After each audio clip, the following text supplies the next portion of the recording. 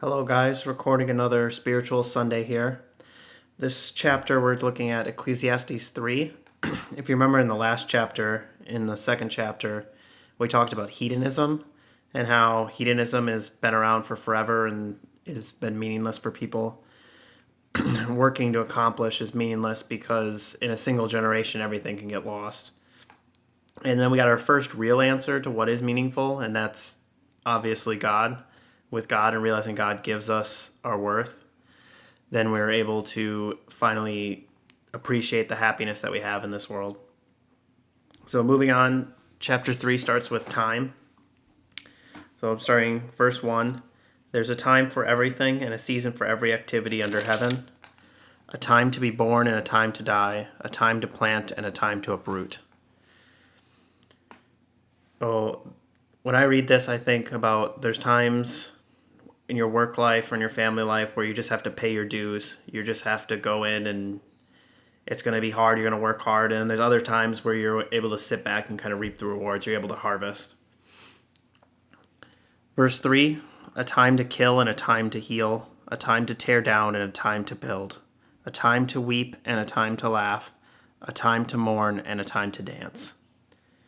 So in life, we're always going to go through these roller coasters of emotions. There's going to be ups and downs. There's going to be times where we're happy. There's going to be times where we're sad.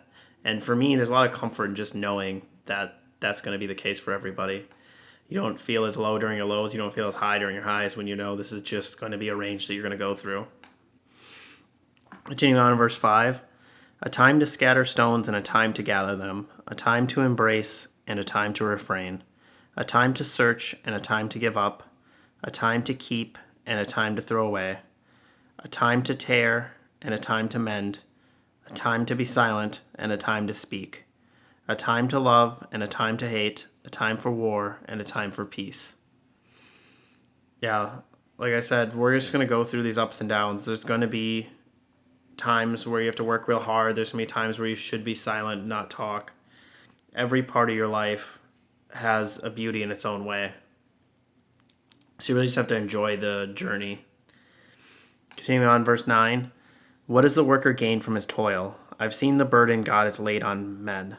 He has made everything beautiful in its time. He's also set eternity in the hearts of men, yet they cannot fathom what God has done from beginning to the end. So it's easy for me to look at verse 10 and 11 and really understand what he's talking about. Like everything has a beauty in it. Whether it's I'm going out and trying to accomplish this thing and I fail at it, there's some beauty in that, knowing that you can make progress and you can better yourself just by working through it. Whether it's a time of tears, you can enjoy those emotions. A time to mourn, a time to dance. Like you're just enjoying every bit of it. And we can enjoy it knowing that everything's temporary and God has given us eternity that we have to look forward to. Verse 12, I know that there's nothing better for men than to be happy and do good while they live, that everyone may eat and drink and find satisfaction in all his toil. This is the gift of God. So no matter what happens, no matter if your life's going shitty or if your life's going well, we have God's blessings. No matter what we do, God's not going to be able to add or subtract from it. That we'll see here. If I continue on, I know that everything God will endure forever. Nothing can be added to it, nothing taken away from it. God does it so men will revere him. So you can't do anything in your life that's going to increase God's blessings for you or it's going to take them and subtract from them. Like he's given you everything and there's no conditions, unconditional. Verse 15 and 16. Whatever is has already been, and what will be has been before, and God will call the past to account. And I saw something else under the sun. In the place of judgment, wickedness was there. In the place of justice, wickedness was there. So what I'm pulling out of this is just life isn't fair. So don't expect it to be fair. A lot of this whole chapter for me is just setting the proper expectations. I feel like if you have the proper expectations that you're going to go through these roller coasters of life and it's not going to be fair, you can have more peace with where you're at rather than feeling like you're gypped because it's supposed to be fair. Verse 17, I thought in my heart, God will bring to judgment both the righteous and the wicked, for there will be a time for every activity, a time for every deed. I also thought, as for men, God tests them so that they may see that they are like the animals. Setting expectations again. God's going to test you. You're going to have hard times.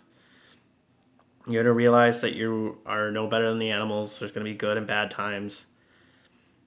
God's going to be a constant throughout this, and He's guiding you through this journey. Continuing on, verse 19.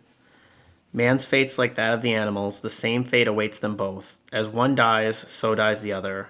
All have the same breath. Man has no advantage over the animal. Everything is meaningless. So you don't put yourself on this pedestal like we're both.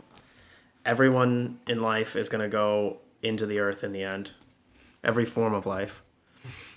All go to the same place. All comes from dust, and all to dust all return. Who knows if the spirit of man rises upward and if the spirit of the animal goes down into the earth?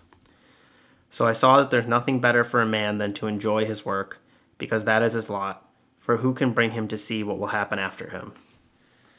So we talked about, in the last chapter, about gathering all these things, and you're just trying to gather them because you think that's going to be around forever, but a generation can flitter them away. So really, we just need to enjoy the work and the toil, the good and the bad times of this world where we're at now, because you're not going to be able to predict the future. Whether you're not going to be able to guarantee that you have notoriety, you're not going to be able to guarantee that your kids are going to have pleasure, or that your family tree is going to be changed. Really, you just have to have peace in knowing that everything's temporary, and that will allow you to get through this journey and enjoy the times of good and the times of bad that we saw in the first couple verses.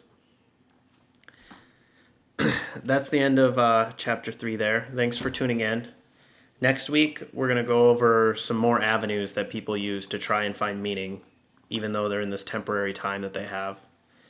If you want to continue the conversation or want to see more episodes like this, search for the Nerd Assassin on Twitter or LinkedIn to continue talking.